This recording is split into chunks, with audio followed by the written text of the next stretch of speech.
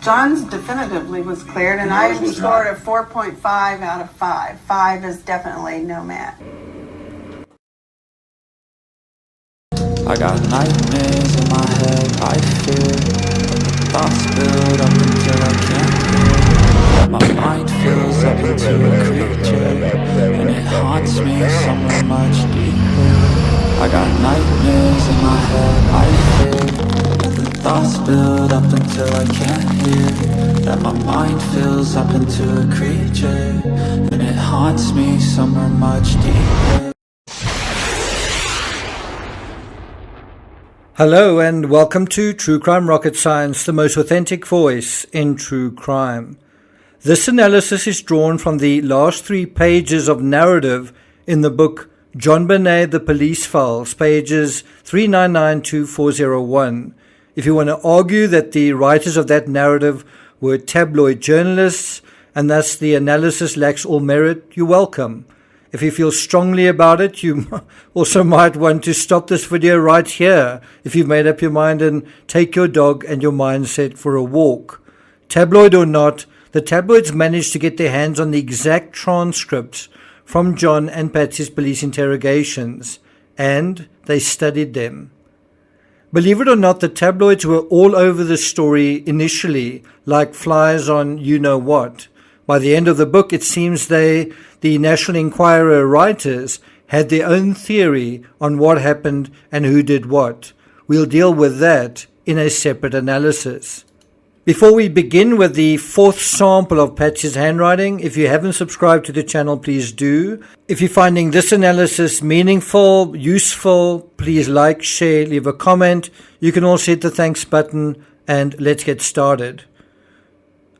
April 12, 1997 was Patsy's 4th session, conducted by the Colorado Bureau of Investigation, where her handwriting would be tested and evaluated once again. It's unclear why the CBI were persisting with Patsy. Was it because circumstantially they thought it was Patsy, because it was her pad, and a Sharpie came from the kitchen, and some of the references in the ransom note sounded like a woman and a Southerner? Was it because whoever wrote the ransom note also wrote a practice note, wrote the note from pages taken from the middle of the writing tablet, and the tablet later returned to its normal place by the phone?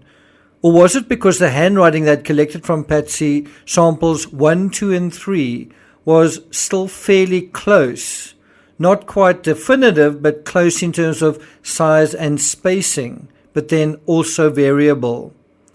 Or was it because the note itself seemed full of pageantry and fluff, including quotes from various movies? In addition, it begins formally, Mr. Ramsey, and then ends familiarly. Use that Southern common sense, John, as though the writer knows John quite well, after all. Whatever the reason, in this 4th instance, the CBI decided to try something different. They asked right-handed Patsy to write out a basic replica of the contents of the note, this time with her left hand. And suddenly, voila, they had results. I know what you're thinking, and you're right. If you look at Patsy's left-hand sample, the letters are way more crooked than the original ransom note.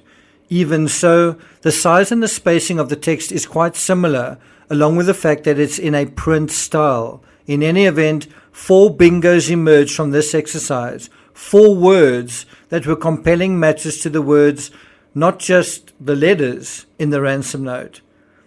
At least 2 handwriting experts, Ted Widmer and Gideon Epstein, felt that this 4th version, where Patsy used her left hand, was the most damning. When Epstein was deposed, he stated under oath, "I am absolutely certain that she wrote the ransom note." Patsy's high school teacher in Parkersburg, West Virginia, could remember Patsy being able to write with her right and left hand. When the authors of the police files interviewed Patsy on the same subject, and I think that was in 2001, she conceded that she could write with her left hand, but not very well. Ted Widmer, chairman of the Graphological Society of San Francisco, concluded that 24 of the 26 letters found in the ransom note looked as if they'd been written by Patsy. Widmer also suggested that Patsy may have tried to fake the sample, trying to write in a more untidy style than she was really capable of. Interestingly, when Burke Ramsey was shown a sample of the ransom note on camera on Dr. Phil, not only did he say he'd not seen it before, which in itself was quite strange, but his reasons for saying it didn't look like his mother's handwriting was simply, the reason he gave was that simply her handwriting was neater. I don't know the details, but I know the ransom note, they think the handwriting matched. Have you seen it? Have you read it? I don't think I've read the whole thing. I've definitely seen pictures of it, though. Did the handwriting look familiar to you at all? Had you seen it ever before? No, I don't know. I've never really looked at it closely. It's not something I really want to look at like a lot, you know? Right. Does that look like her handwriting? Honestly, looking at that, she would always bug me about having good handwriting, and she would like make me rewrite stuff to try to get me to have good handwriting, and I think it's too sloppy. So if your handwriting is typically neat, an easy way to disguise it would be to write erratically, untidily. And there are some interesting examples of erratic words and letters that later on in the note seem to fix themselves. For example, look at the words we and that and the in the opening lines of page 1. Now look at the words that in the last 2 to 3 lines of the last page. Now look at how settled down and consistent the handwriting is on the 3rd page, especially the word the. Now, from a law enforcement perspective, there was likely a sense that the writer had tried to disguise his or her handwriting. One simple and easy way to do that was to use the opposite hand if you were ambidextrous, and when tested, if she used the other hand, well, there would be an inconsistency. It would look different. The question was whether that same writer could disguise her handwriting again. The trouble was 353 words across almost 3 pages had already been provided. That's a pretty wide net of samples. And handwriting analysis, good handwriting analysis, isn't only about the text, the shape of the letters, but also the context, the choice of words like attaché, the size of the words, the spacing between the words, and also the distance between the words and the margins. In this respect, it's difficult to cheat one's own psychology every time. Interestingly, in one of Patsy's sample letters, where she was free to choose whatever word she wanted to use, she chose to write about 2 gentlemen sitting on her right. This is a repeat of the same words in the ransom note. Something else that was said to be unique to Patsy was the phrase "and hence," which occurs on the first line of page 2. Did you know that "and hence" is a phrase Patsy used the following year in a 1997 Christmas newsletter? If there is a sense that the writer had tried to disguise his or her handwriting, well, the lexicon remains the same, doesn't it? It's interesting, isn't it, that Patsy being ambidextrous is one of those things you virtually never see written or discussed anywhere ever. You'd think in a general conversation about ransom notes and handwriting, this might be something that might come up in general conversation, that it might be volunteered. So why didn't it? Do you think Patsy ever put up her hand and said, "Hi, I think I should let you know I'm ambidextrous. Maybe that'll help you exclude me more quickly"?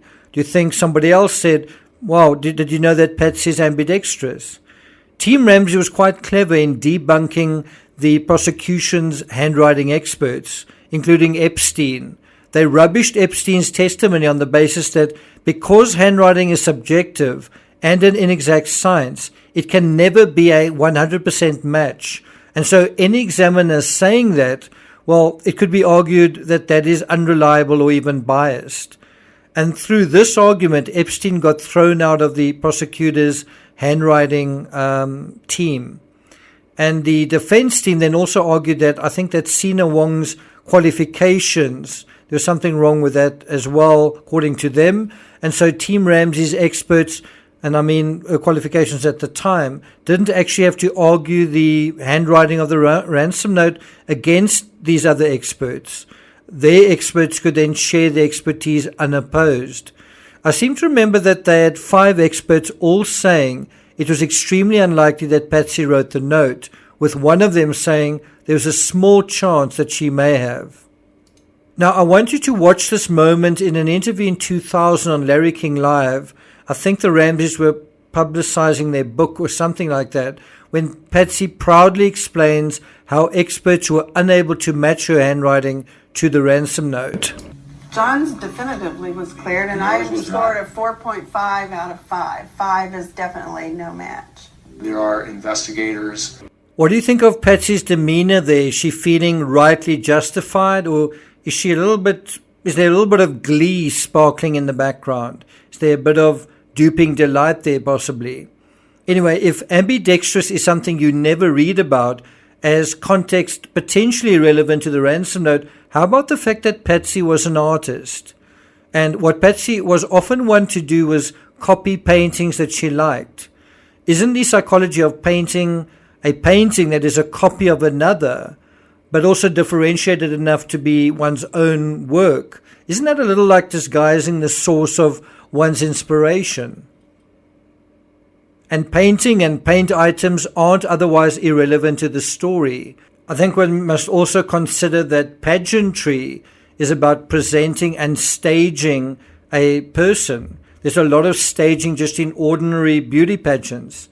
And so isn't the psychology of staging very innate? Isn't it very kind of fundamental to someone who's in pageants? And so how would this be any different to that? Thank you for listening, and I'll see you guys next time.